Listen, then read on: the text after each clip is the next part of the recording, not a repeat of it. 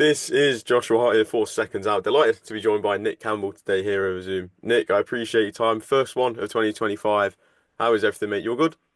Yeah, all good, man. All good. Just picking away, just in the cafe at the gym just now for anybody who can hear any background noise. Just but aye, all good, man. All good. Picking away, feeling good, training hard, and then yeah, can't complain. Happy New Year, everyone. Happy New Year to yourself as well. We'll get straight into things. We'll start off on yourself. Obviously, last year we know that you mentioned wanting to get a fight day and wanting to continue your professional career. I mean, we know how much experience you get from going around and sparring all these elite heavyweights, but it's only right if you then go and put all this practice in the ring. Is 2025 the year where we see Nick Campbell return?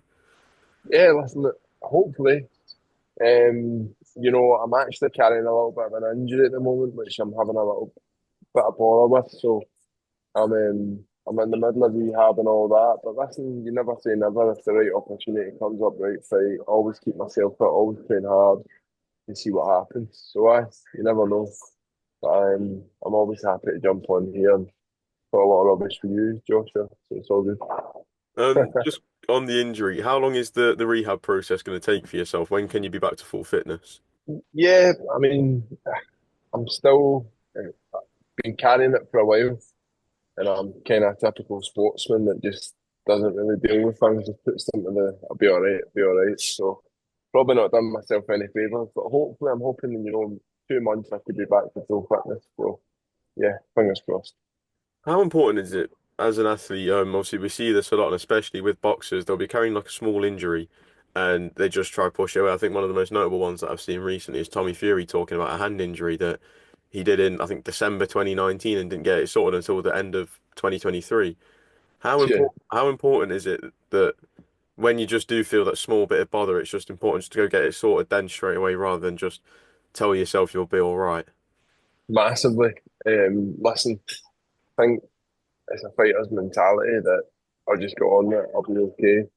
Like having that team around you who can advise you and who can maybe pull you out of certain situations and get you to go and see the right people to get things resolved. But it's easy for, well, I'm the worst for it. I'll be the first to tell somebody, that's enough. Let's go and get you checked out. Let's do this. Let's do that. But when it's yourself, you always kind of go, "Nah, I'll be all right." But it is very, very important, and probably takes a little more advice sometimes. Fair enough. Well, let's dive straight into the big details. Obviously, we already have covered a lot of the Dubois versus Parker fight with you, so there's not much more left to cover since I know my colleague Danny Flexen spoke to you about near enough every single possible thing that could happen in that fight. Um, so we've seen the news this week that one of your sparring partners that you've shared many rounds with now, Tyson Fury, has retired from professional boxing, and seems a lot more adamant on being retired this time round. What was your initial reaction when you saw the video? I think probably the same as most people. That's the fourth or fifth time Tyson's retired now. So it's always going to be met with a bit of skepticism because it's like, but not a boy who cried wolf, so you get where I'm coming from. But yeah, listen, I think you had two tough fights there against a great, great fighter in Usyk, two very close fights, and he's maybe just looking at it and going, what else is left for me? He's not going to rebuild and try and get back into a manager's position. He's won every belt there is to win. I can't. The only fight that should have left him is the Joshua fight, and that's a huge money fight, and it's a fight that all the fans would want to see. But outside of that, I don't really think there's much left for him to prove or accomplish in the sport of boxing. So yeah, it could potentially be the last time we'll see Tyson in the ring. Just before we continue with this talk and looking at the future, I suppose, what did you make of the rematch with Alexander Usyk? How did you score that fight? Listen, when I was watching it, I had Tyson just edging it. When I watched it back, Usyk probably nicked it in the final 2 rounds. I think Usyk came on very strong at the end. Tyson had some good success early on. A lot of the rounds were hard to split the two guys. Do you know what I mean? It could have been Tyson, it could have been Usyk. It was so close. But then, yeah, I think Usyk just kind of went through the gears in the last 2 rounds, made the adjustments he needed to make, and I think he maybe just nicked it in the final two. But I think part of the problem as well was the scorecards were so wide, or not so wide, but were so wide for how close the fight was that maybe took away from Usyk's victory a wee bit, if that makes sense. And it maybe caused a couple of people, well, that's a fact, isn't it? But I couldn't really argue with the decision at the end of the day. And listen, when two guys that good, two generational talents get in the ring, it's always going to be close and it's always going to be fine margins. But I think that Usyk just done enough to nick it in the last two. A lot of talk about the tactics from Fury, and bringing on the extra size that he brought in. He brought in an extra £20 to the first fight, and then we were expecting to see a kind of Deontay Wilder 2-esque performance of front foot aggression, and we kind of didn't really see that. Do you think maybe the weight could have been a bit of a problem for Fury heading into that later part of the fight, especially when Usyk grows so much? Potentially, but at the same time, Tyson's got a lot of people don't realise Tyson's VO2 max is just something ridiculous. It's like in the 60s. He's an incredibly fit guy and he's had some of his best performances around that weight. So potentially going into the championship rounds, it can make your life a little bit more difficult carrying the extra weight. But I don't think it was a decisive factor Mm. either way. I just think, listen, Usyk's a world class fighter and probably should be in most people's top 10 heavyweight listener. So when you come up against a guy like that, like I said, it's the fine margins. And he done enough to get the win. Just on Alexander Usyk, what would you like to see him do next? There's been a lot of talk about many different avenues he could go down and different fights he could look at, but which ones, or maybe even retirement, which one do you think he should do next? Personally, retire. I think he's now in a position financially where he's set for life. He's never going to have to, work another day in his life. To his legacy, I mean, like I said, he's undefeated, two-weight, undisputed champion. You know, I can't really. I think he would potentially be risking his legacy now if he's to go on and keep fighting, especially with his age. What is he, 39? I think so, yeah, something like that. Yeah, so he's 37, 37, yeah. So for me personally, I think he should retire. However, like I said, it's easy for me to say that, but he's got the fighter's instinct and he wants to keep going on. If he was to keep going on, there was talk of him dropping back down to cruiserweight, but I don't know. There's a lot. I mean, Jai Opetaia is an incredible fighter. Ramirez used to be too big for Ramirez, I think.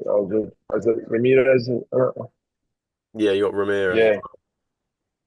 But at heavyweight, he's got that Dubois rematch, but Dubois got a very hard fight in front of him. Parker I'm picking Parker to beat Dubois. And then out with Dubois, I can't really think of many other fights for Usyk. So it'll play out. I think Turkey's going to have a big say in what happens because, like I said, he's financially set for life. But when you get offered 50, 60, 70 million for another fight, it becomes very hard to come down.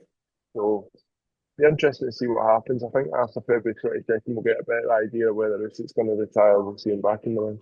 So, yeah, be interesting times ahead.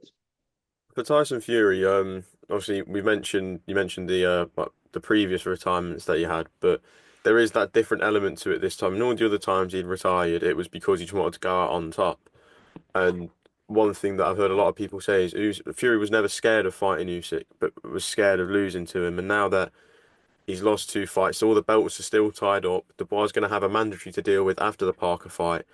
There doesn't seem like there's an obvious road back to the world title right now, and that's going to be a big loss for Tyson not being able to become a world champion again. Do you feel that there is a bit more sense of he could actually mean it this time? Yeah, I think as well, it's all about timing. You know, Tyson is now at a stage in his life where his best performances are maybe behind him now. He's had what 15 years at the top of the sport, or 15 years as a boxer, probably the last 10 years at the top of the heavyweight division. He's done incredibly well. He's achieved everything he could possibly want to inside the ring. But the young guy coming through now, you've got Moses Itauma, You've got Daniel Dubois and Joe Parker's obviously going to fight him. There's a lot of young talent coming through. You've got Martin Bakole who's going to be a challenger, Kabayel.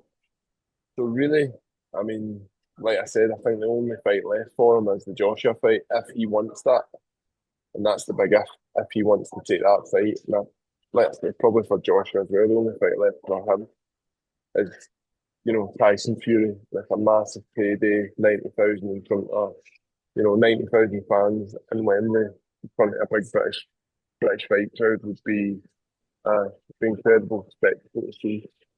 So still depends if Tyson wants it or not. Like I said, he's proved everything in terms of world titles. He's won every belt there is to win. That's the only thing left. I don't think he's getting any interest in becoming a world champion again. It's just about cementing his legacy if it's not already set. And I think a win against Joshua would do that for him. So it'll be interesting to see how it plays out. But I guess if Tyson wants it.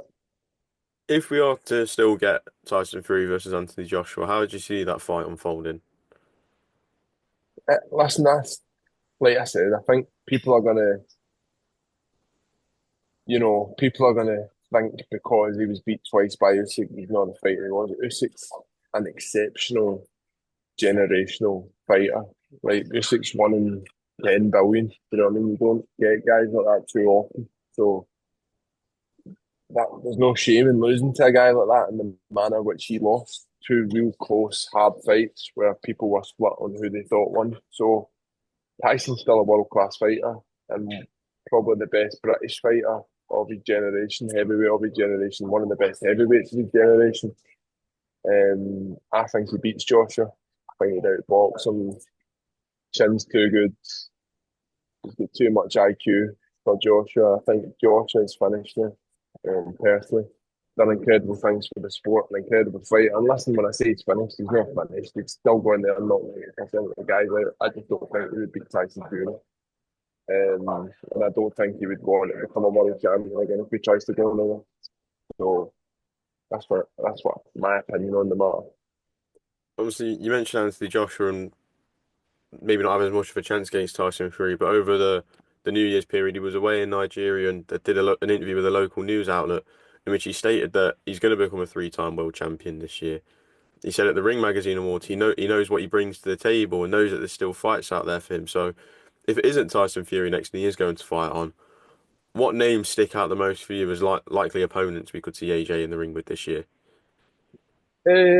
Well, you're going to have to look at the mandatory positions because that's what he's going to have to try and position himself in to get. Well, he doesn't have to go out because he's a massive draw, so he'll get a world title fight anyway. But he's probably going to be looking to get into a mandatory position with one of the belts. Maybe a rematch with Dubois or Joe Parker if Joe Parker wins. That's two massive fights there. We've also got Kabayel coming up. It could be a fight with him. He manages to get through Zhang, could be Zhang. So anybody that's on the card on the February 22nd is a potential opponent for Joshua. And I also seen they were talking about, I've seen Turkey mention it as well, the fight with Bakole in Africa that he wants to promote or he wants to get on. So there's five guys, I could see rematch with Parker or Dubois, winner of Cabayel or Zhang, or potentially my big Martin Bakole out in Africa. But I wouldn't advise him to be fighting Martin Bakole. I wouldn't advise him to be taking a rematch with Dubois, and I don't think he would beat Jonah. So Cabayel's a tough fight as well, and listen, Zhang's got power. So they're all tough fights for him. But probably the fights that he needs to take if he wants to get himself back into a world title position. Now, I might be wrong with what I'm about to say, but I'm fairly sure that I read that the WBC will approve the Zhang Kabayel winner to fight Anthony Joshua, defending that WBC interim title that they're competing for.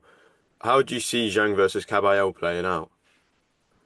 I think Cabayel's going to do it. I think he's a ferocious body puncher, Agit, and he's incredibly fit. And I think that he'll wear Zhang down. Zhang, as we've seen in the last couple of fights, he's got big question marks over his gas tank. So with a guy like Cabayel who can put you under so much pressure, work the body, wear you down, I can see Agit getting him out of there in the later round.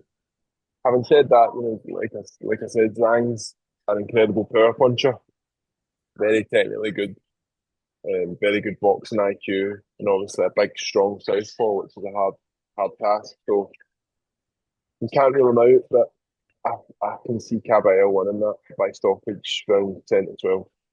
So if Cabello is to win and then that moves him on to a potential fight with Anthony Joshua, how do you think Anthony Joshua versus Cabello would play out?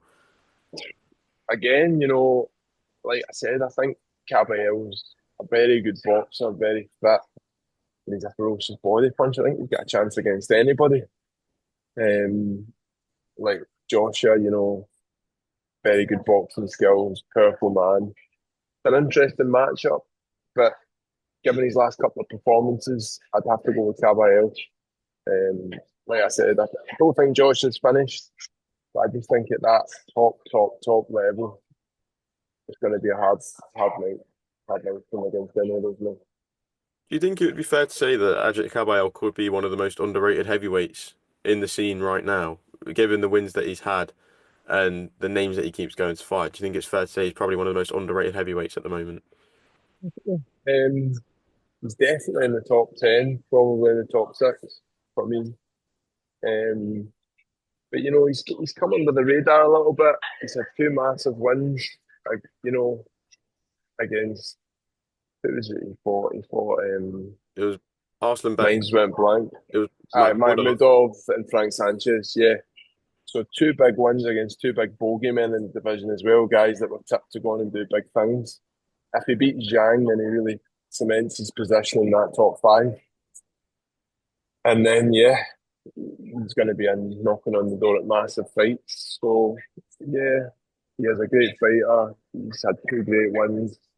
He beats Zhang and he does it convincingly. He's not far away. His next fight should be a world title.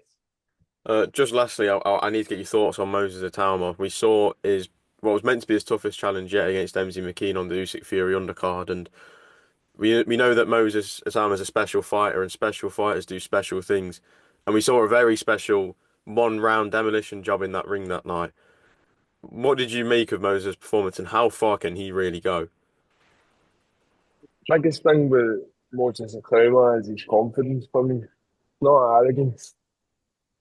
He's not that way inclined. He's just quietly confident guy who believes in himself 110%. There's no doubt in his mind about what he's going in there to do.